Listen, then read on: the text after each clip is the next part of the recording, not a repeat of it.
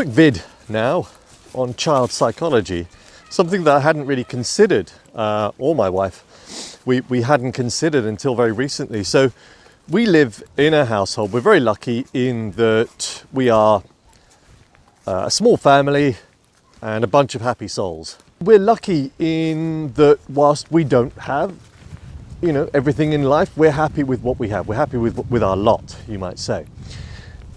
And what hadn't dawned on me is that there is a downside to that as far as my son's psychology is concerned.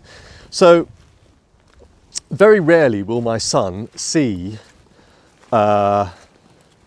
Katie and I have an altercation, a crossword, but he will see it every now and again, but it's never to the extreme, i.e. of serious anger. And that's not to say that we don't feel that, but quite often we haven't been showing it in front of him. The downside to this is that when, of course, he is confronted by that in real life at school,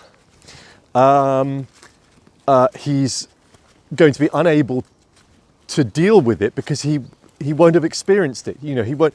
And we are beginning to see this already. So let's say he is with a group of other children and he's being asked a question and he puts his hand up, he gets the question wrong.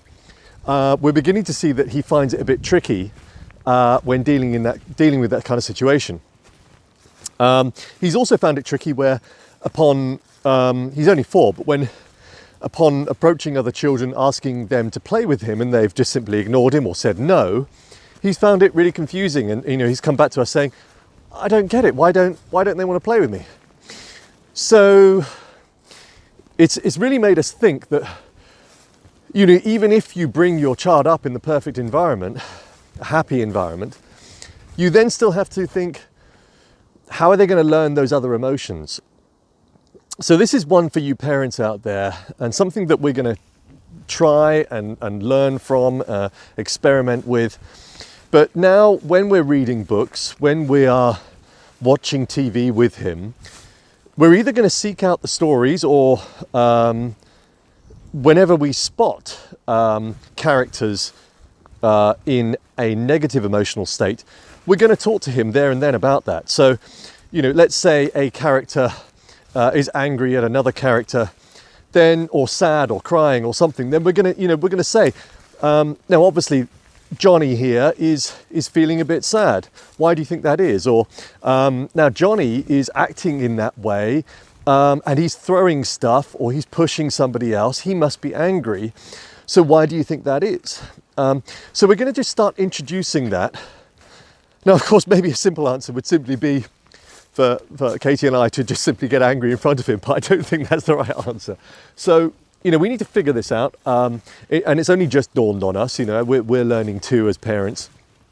But it's something that we need to be wary of. We need to be mindful of, that he needs to be able to see the full range of emotions in humans so that he knows how to deal with them, and also understand that it's acceptable, that it's okay, that every now and again you are going to be in that state because life doesn't always go the way you want it to.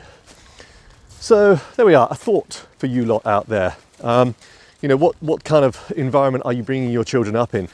If you're lucky, if you're happy and in the main your life is good, then that's brilliant. And let's face it, that's the goal for everybody. But just be mindful that if you live in that utopian environment, then you might want to just introduce the conversation with your children around those negative emotions.